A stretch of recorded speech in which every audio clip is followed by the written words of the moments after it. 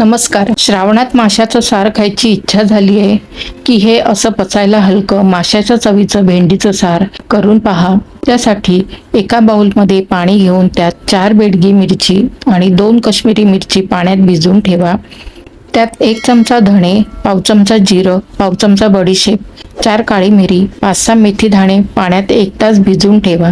1 नारळ फोडून त्याचं 1 वाटी खोबरं खवून घ्या.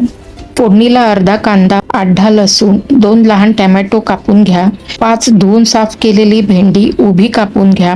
1 लहान बटाटा पातळ कापून घ्या. 1 हिरवी मिरची आणि थोडी कोथिंबीर लागेल. अर्धी वाटी ओलं खोबरं आहे. कढीपत्ता आणि 1 चमचा चिंच पाहिजे. आता भिजलेली मिरची, धणे मिक्सरच्या भांड्यामध्ये घ्या. त्यात धणे, जिरं घाला. थोडं पाणी घाला. टोमॅटो, खोबरं, चिंच, कांदा, लसूण पाणी घालून बारीक वाटून घ्या. मस्त असं लाल रंगाचं वाटण तयार झालंय. साराच्या फोडणीसाठी पातेल्यात 2 ते 3 चमचे तेल गरम करून 4 ते 5 लसूण परतायची. अर्धा कापलेला कांदा परतायचा. कढीपत्ता परतायचा. नंतर त्यात वाटलेल्या मिरचीचं वाटण ऍड करायचं. सर्व मिक्स करून झाकण लावून 2 मिनिट शिजवायचं. 2 मिनिटांनी अर्धा चमचा हळद घालायची. 1 लहान चमचा मीठ घालायचं आणि पाणी ऍडजस्ट करून शिजून घ्यायचं.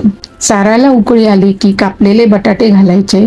कापलेली भेंडी घालायची आणि झाकण लावून 5 मिनिट शिजवायचं.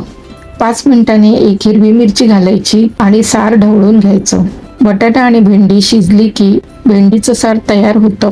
श्रावणात मच्छीचं सार खायचं मन झालं तर माशाच्या चवीचं असं भेंडीचं सार तुम्ही नक्की करून बघा. पचायला हलकं भेंडीचं सार जर तुम्हाला आवडलं तर श्रावणी होम किचनला सबस्क्राईब करा. रेसिपी बघितल्याबद्दल धन्यवाद.